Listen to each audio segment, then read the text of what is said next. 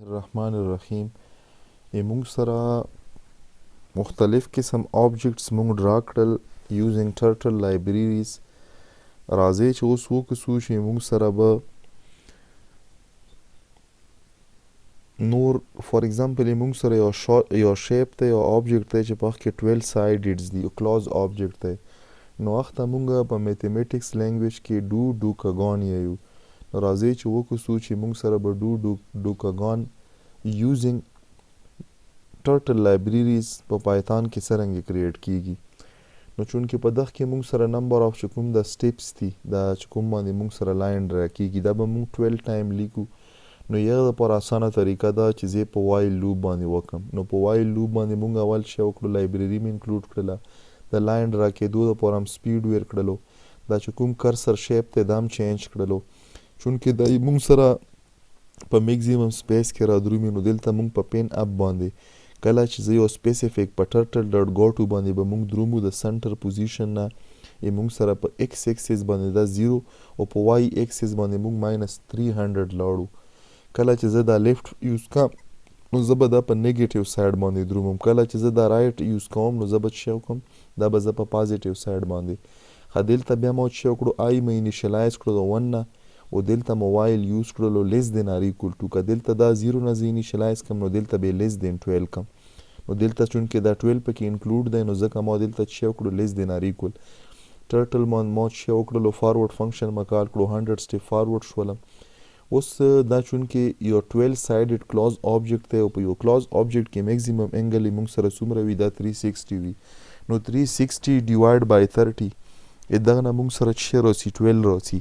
نو دغه وجه نه موږ څه وکړو، دا به موږ په 12 یا موږ ویلی شو چې کله موږ سره یو آبجیکټ وي په هغه کې 360، زه اوس دلته 12 لاین باندې دا کریټ کم، نو زه به د 360 په 12 ډیوایډ کم، نو موږ سره څه شی راسي، 30 انګل آف روټیشن راسي. راځئ چې ډرای کو او دا ټیسټ کو چې موږ سره کوم قسم آبجیکټ ډرا کیږي. دلته به زه دا ایگزیکیوټ کم، رن مې کړلو، دلته الریډي یو پریویس ریزلټ ما سره شته دی، زه به دا ختم کم، یغه نه بعد به زه دا رن کم. نو دلته تاسو کتای شو فار ایگزامپل په دغه کې څه وشو، یو 12 سایډډ ریګولر کلوز آبجیکټ موږ سره څه شولو، دا ډرا شولو. اوس دا ملټیپل ټایم ما رن کړی نو دلته ځکه ماله ملټیپل ریزلټ راکوي چې کومه پورې که تاسو خیال وکړو د ریزلټ ما نه چې کله ډرا شي نو ډایرکټ هایډ شي. نو دلته به زه څه وکړم، د ریزلټ په ځان ته ودرړم.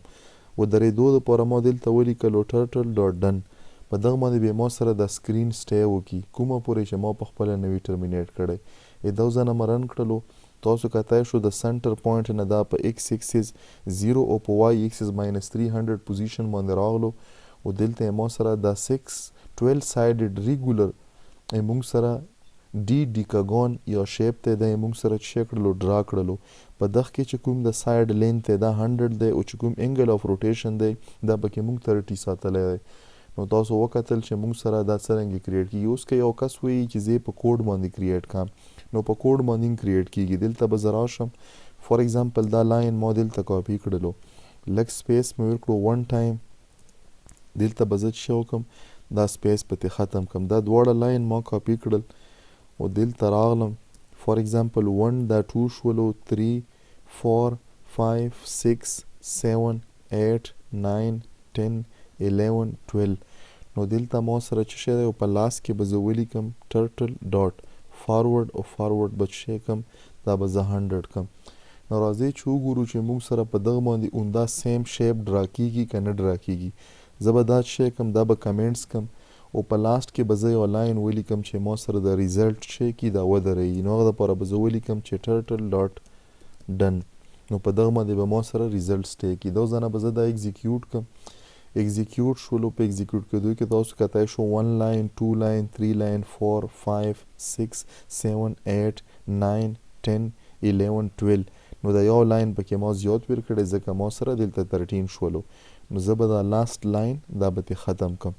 دا ځنه مې دا ختم کړلو، واپس بیا مې ایگزیکیوټ کړلو. چې ایگزیکیوټ شولو نو تاسو ګورئ چې دغه باندې ما سره دا 12 سایډډ ریګولر ډیکاګون چې کوم شیپ دی چې دا ډرا کیږي که نه، بلکل ما سره په سیم چې کله موږ په وایل لوپ باندې کړی او کوم قسم ریزلټ یې راکړی او سیم ریزلټ موږ ته دا میلاو شولو په څه شي کې، چې موږ په کوډ باندې ولیکلو نو هوپفولي چې تاسو ته به اوس دا کلیر وي